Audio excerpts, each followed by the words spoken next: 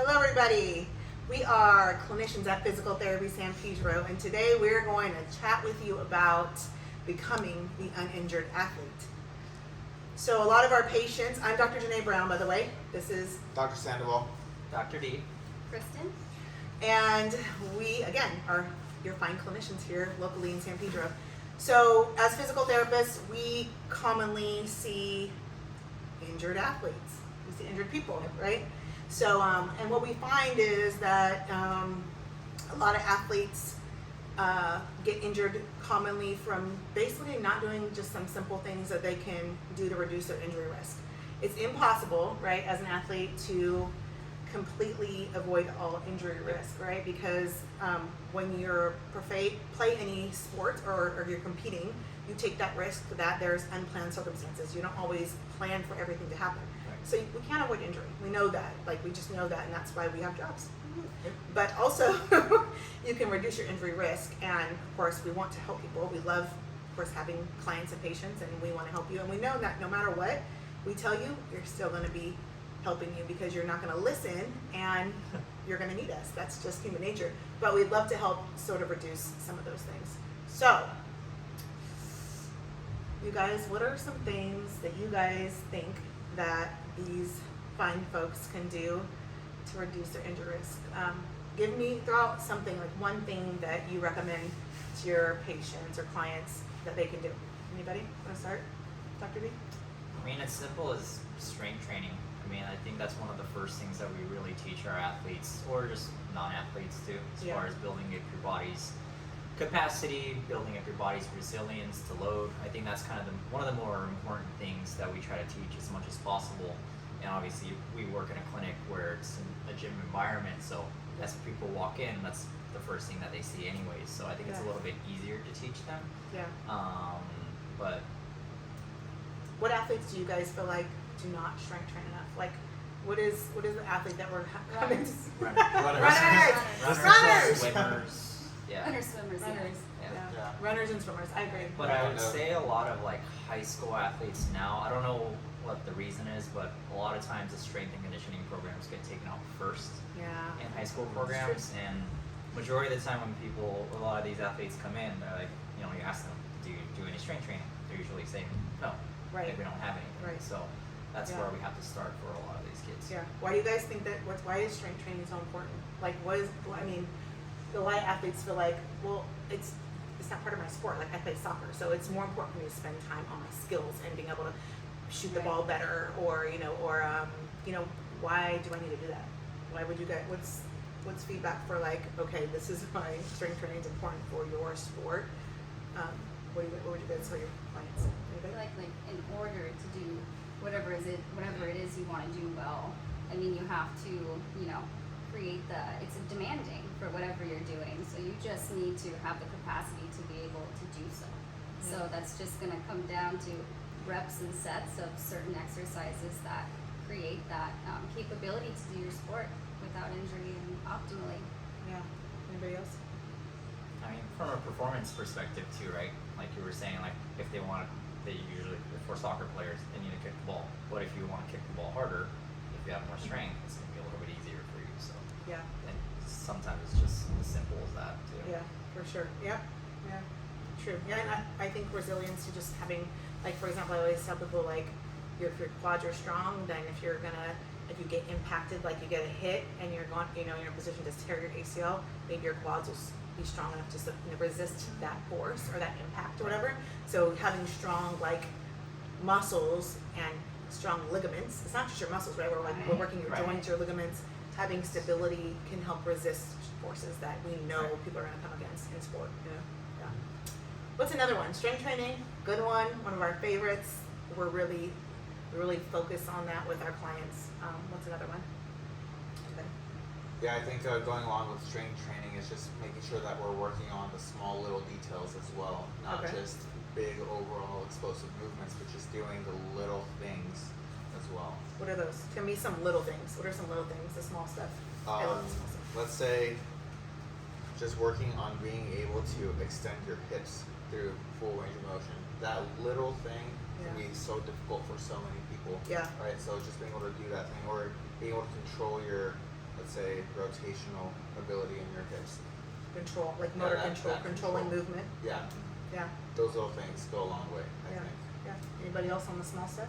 Like isolated strength. I think a lot of people think more of, like he was saying, like the global movements as far as squat, hinge, lunge, push, pull, carry. Yeah. But you know, just something as simple as just bicep curls, tricep extensions, working on more isolated joint stuff is definitely going to build up the resilience in those particular joints. So Yeah. I think that definitely gets neglected most of the time because everyone likes to do most of the big lifts. Yeah. That's cool. Yeah. But sometimes, you know, at the tail end, that might be more important for certain people too. So Yeah.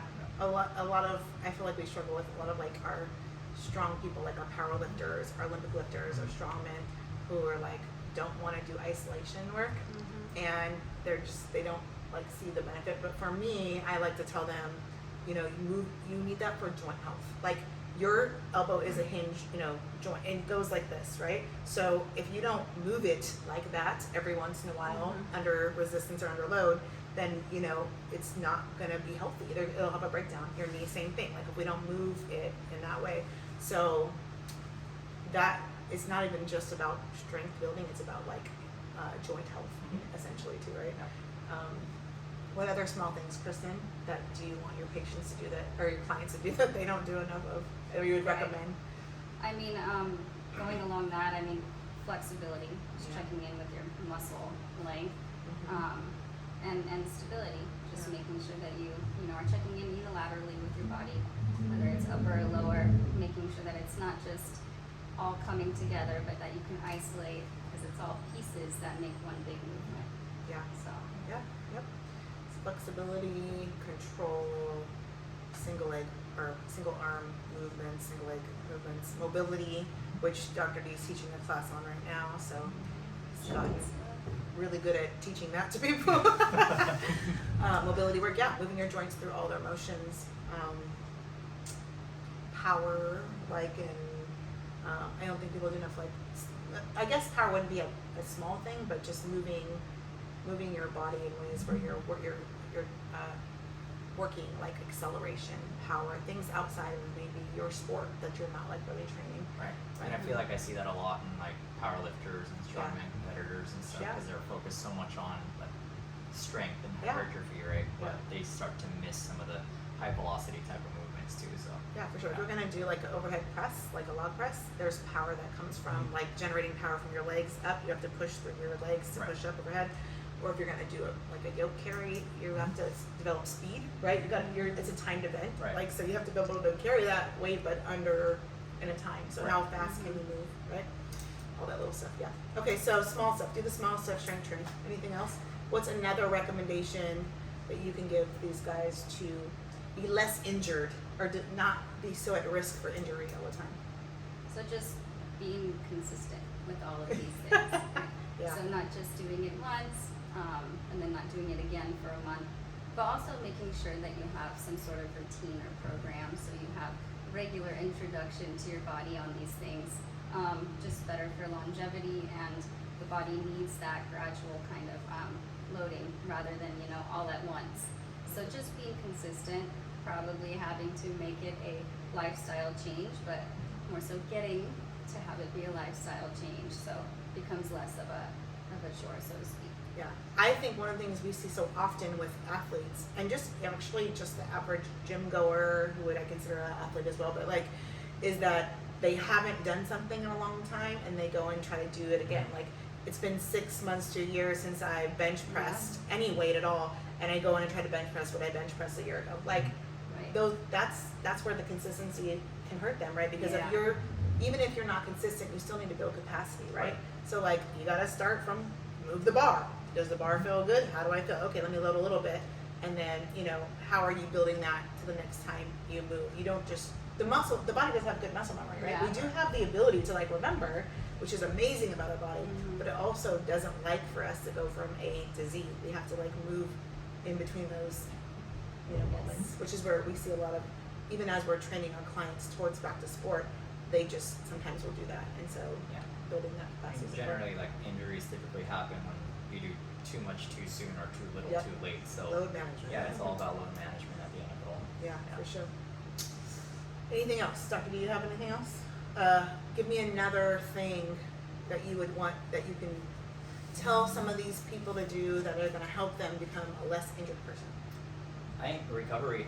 Yeah. I know recovery gets thrown around a lot, and that recovery could sometimes the definition is foam rolling or using the Normatec and stuff like that, but it could be just as simple as nutrition. Nutrition plays a huge part in recovery. Yep. Mental hygiene, so sports psychology is starting to get into a little bit of a bigger field now too. Yeah. Whether if it's for preparation or recovery from the event. Yeah. And I think last thing is sleep hygiene. Yeah. I think people don't really think too much about sleep, but that's one thing that and nutrition is something you do every single day, Yeah. but there people put less emphasis on it. Yeah, for But sure. it plays a very big part in recovery and performance too. So Yeah, absolutely. People do not spend enough time like just recovering, and I guess that brings us into overtraining too, because the overtraining piece goes back to like, you know, you have your. I saw one of our clients the other day in here, soccer player, plays soccer every day, runs every day, and she's in here on the treadmill running. I'm like, why are you running? Right. You run every day. Like, you know, overtraining running is not good for you're always doing that. So that what you need to do when you're not in your sport is the things that you don't do in sport, you know, to help you feel better. And I think that's where a lot of people miss the ball a lot, is they do too much too quick. So they practice twice a day. Okay, practice once a day and gym once a day is fine, variation. 2 practices a day or practices 6 times or 7 times a week, and you're doing 2 different sports, and you know, overtraining wears you out. Yeah. You know, it wears out especially your with the joints. youth athletes. Yeah. Yeah. And we see that so much, so often Yeah. right now. It's a huge thing, and it's been ongoing. We're trying to educate. Our profession is trying to educate everybody about this, but you know, it's still a problem. Yeah. Yeah, a huge problem. Is there anything else that we missed that we can give? There's a ton of things you guys can do. You got to check out our blog and read it, because there's a bunch of stuff in there that you can do. We're always talking about this because this is what we love to do. We want to help people. We want to help you guys be better athletes. We want to help you guys be we want you to work out and feel good. Like, your workout does not always have to kill you. You know what I mean? Like, you want to be like longevity, right? You want to feel good over time. Right. And there are going to be moments as a competitive athlete that you're going to have to go hard and it's going to suck, like in the middle of the competition. But that doesn't have to be every day you work out, every day you move, right? Yeah. So, anything else that I might have missed? Let me see what's on my list here. I think one of the most important things is you have to like listen to your body too. Yeah. At the end of the day, you're gonna know when you need to recover. You're gonna know when you need to rest. You're gonna know when you're able to go back to training. And a lot of people, a lot of athletes that are very serious and competitive, they tend to not listen to their bodies. Yeah. And that leads to injuries, right? So Yeah. something that I emphasize a lot with my patients is, if you're feeling fatigued, take a break. Yep. Right? Fatigue is a very big thing that you should watch out for. Yeah, changing mindset. I mean, you saying that is huge, and Martin's one of our strongmen just left in. He told me yesterday it was deadlifting day. He's in competition prep, and he's like, I just skipped it. I said, why? He's like, I woke up and I just felt like crap, and I moved, I hinged a little bit. My hips didn't feel good, so I just said I'm gonna do it today. And I think like that is so powerful. Had he gone and like deadlifted, potentially knowing he felt that way, even the fact that your mind says I don't want to, right? And you go do it, that's putting yourself at risk for injury, because you know you don't feel good, and you know you don't want to, and you know you're not going to do well, and you go do it again anyway. You're putting yourself at risk for injury. So you're not listening to your body. Yeah, you have to listen to your body. You have to learn how to listen to it. Yeah, it's huge.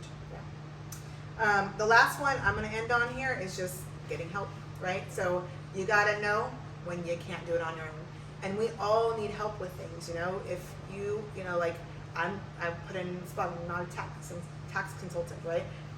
If I have a tax issue, I need to go get help. Like, I can take all the recommendations and read little articles and, you know, look up taxes for dummies. You know, I can do all that stuff, but at the end of the day, you got to know when you need help. And if you have a problem that you can't help yourself with, because there's a lot of information out there, then you need to know when to go find help. And there's people like us everywhere. Physical therapists that want to help you, sports performance specialists, movement specialists, strength coaches, people all around that have the expertise to help you. So go get help. Yeah, that would be my last recommendation. Definitely. You guys have anything else you want to close on? No, I think that's it. I think we talked about a lot of good things. So, Yeah. Cool. Awesome. Well, follow our blog, go read the whole thing. You can find us on Instagram at Physical Therapy San Pedro, Facebook, www.physicaltherapysanpedro.com. We are going to start doing some go lives and Q&As, so following this, we're doing that. So look out for those. If you have any questions or you want to recommend any topics that we talk about, go ahead and drop that in the comment section, and we will see you guys next time. Bye. Right?